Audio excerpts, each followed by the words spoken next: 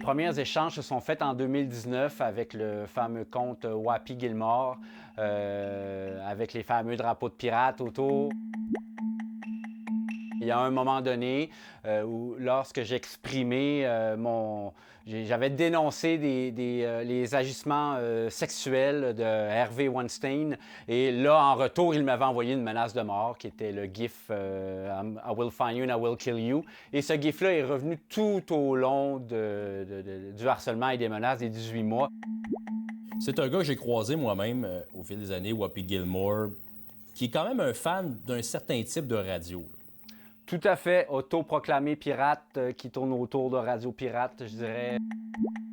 Whoopi Gilmore, c'était un troll notoire. Un grand fan de Radio Pirate, la radio opérée par l'ex-animateur de Québec, Jeff Fillion, qui l'a même défendu à un certain moment, mentionnant que son compte était celui d'un personnage. Son compte a été rapidement fermé sur Twitter, donc ça s'est rapidement transposé principalement sur Instagram, YouTube, les courriels.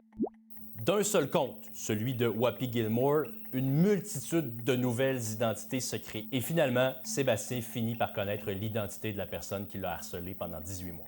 C'est à quel moment que tu dis « c'est assez, je porte plainte ». Il a commencé à vouloir me faire passer pour un pédophile. Donc, c'est créé environ pas loin d'une vingtaine de comptes usurpant mon identité, là, avec mes photos. Il prenait ma photo de profil, exemple, sur Facebook. Il allait chercher des photos que je mettais sur Facebook et il se recréait un compte à mon nom. Il me faisait passer pour un pédophile, donc que j'avais, comme quoi j'avais violé ma cousine de 14 ans, des choses comme ça. Donc, j'ai porté plainte à la police. Et heureusement, j'ai été cru. Ça l'a mené à une enquête policière qui a mené à son arrestation en août 2021.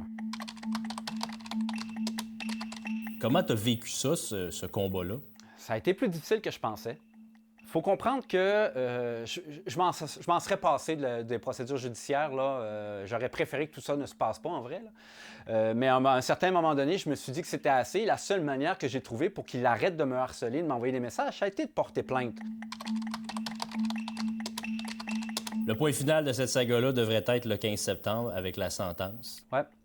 Oui, tout à fait. Ponchak. Après le point final, y a-t-il une autre phrase pour toi que tu veux commencer? Moi, je crois sincèrement que mon histoire peut aider des gens.